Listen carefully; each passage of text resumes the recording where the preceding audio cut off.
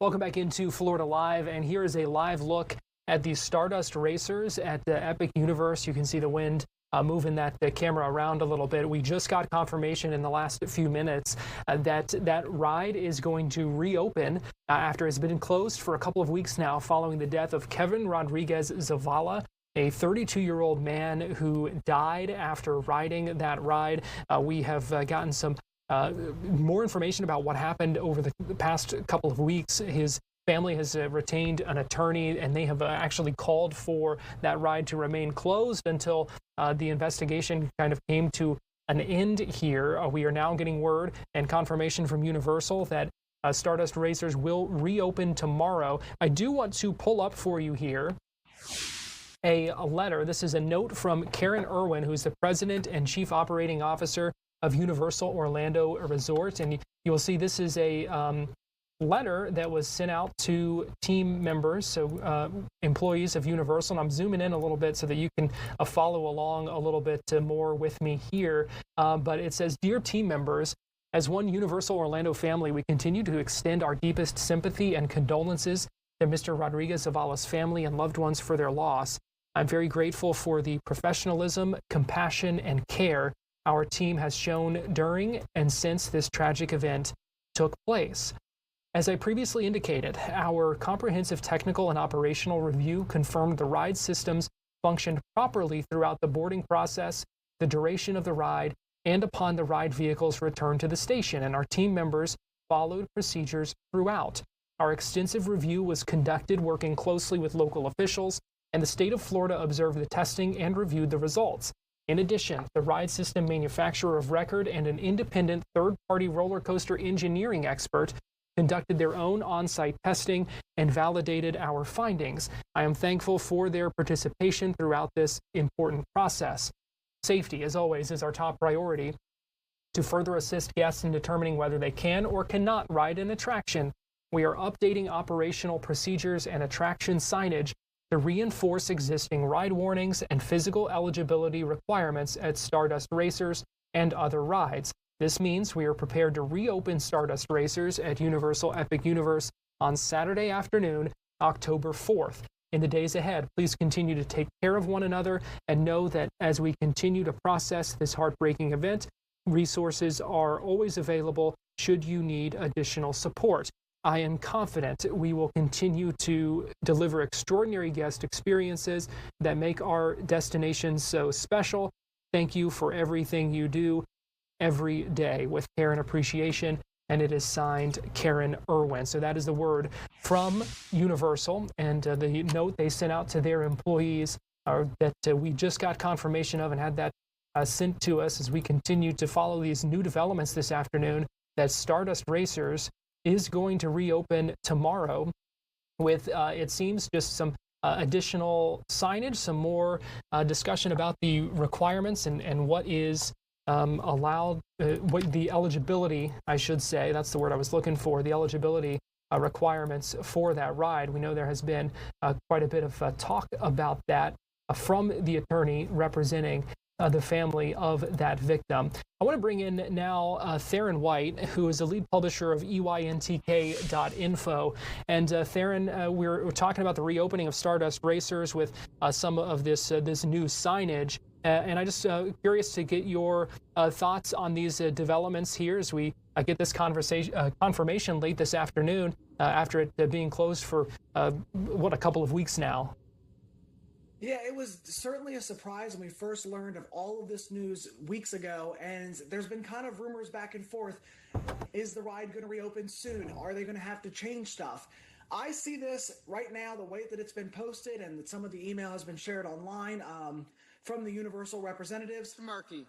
Because of that, it appears that the ride was built and it's still maintained to be safe in the way at which they wanted it to be. The manufacturer confirmed that it's safe. Universal's saying that it's safe, but this signage is going to go into a little bit more detail to explain this is a high-speed attraction. This is a thrilling attraction. There's a lot of G-forces. This is going to be a lot on your body. As someone who has ridden on this roller coaster, it's very close to if you've gone on something like the Velocicoaster. It's a very high-speed attraction. It does go upside down. It does put a lot of force on your body, and it sounds like that's what Universal is going forward with, is to more so explain hey, this is what you should know before you get on the attraction. Now, this is not saying that they didn't have that before. They did have signage that explained the ride and said you shouldn't go on this with certain conditions. But while we don't know what the official signage change is going to be now, it does appear that they're going to maybe add something in, or maybe they'll have more warnings, maybe inside of the queue or outside.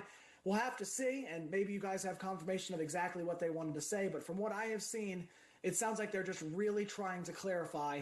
The ride itself is built safe as it was supposed to be. It was checked. It was manufactured correctly.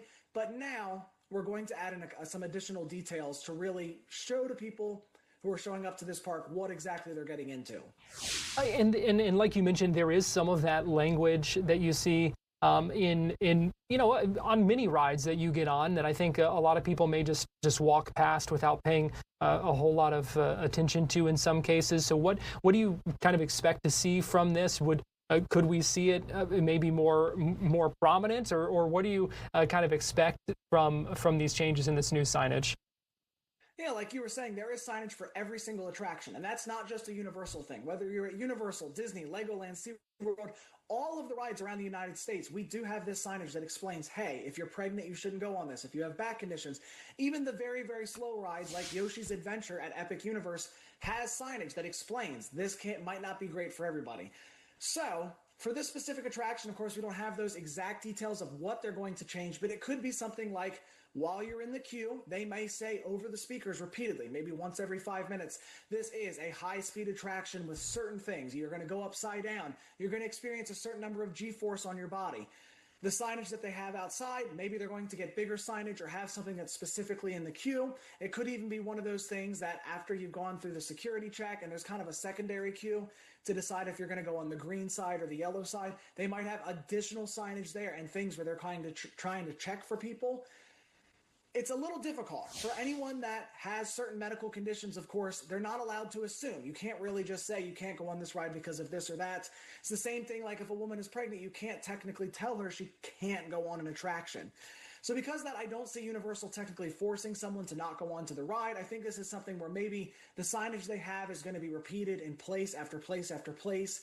Maybe it's something that's going to be on the stairs and then it's next to the lockers and maybe a little bit bigger signage. I'm not exactly sure, but it sounds like the way that it's been worded, they're just going to take the existing signage they have now, maybe be a little bit more specific on maybe the type of forces that your body will experience, and then put it in more places.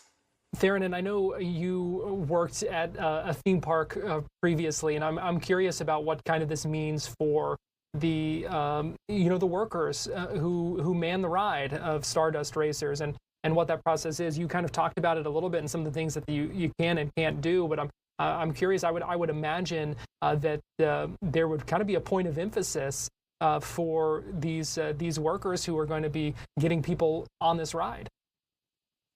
Yeah, and that's the kind of part that we still need some more clarity on is, according to this, since nothing on the ride is changing, it appears that the ride operated the way it was supposed to, and they did what they were supposed to. If Universal had come back out and said the ride is going to reopen, but we're adding a new restraint system, or we're going to change this, or we're raising the height requirements, then I think that Universal, in a sense, would be accepting that part of the ride needed to be modified for safety.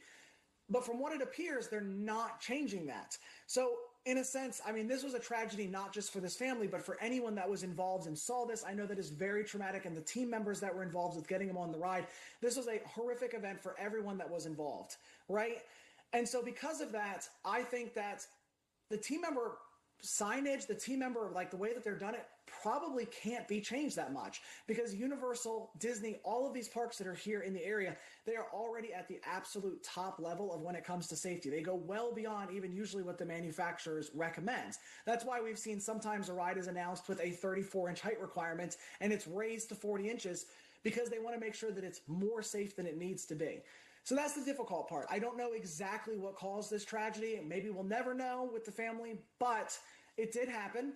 And because the ride itself is not being altered, I don't know that we'll necessarily see a massive change when it comes to their operation because they're reopening the ride basically as is with different signage. And I think that kind of proves Universal's innocence in the fact that they did what they were supposed to do. The team members did what they were supposed to do. It is still a tragedy, but they did what they were supposed to do. All right, Tharin White, lead publisher of EYNTK.info. We appreciate you joining us and for this breaking news this afternoon here on Florida Live. Absolutely.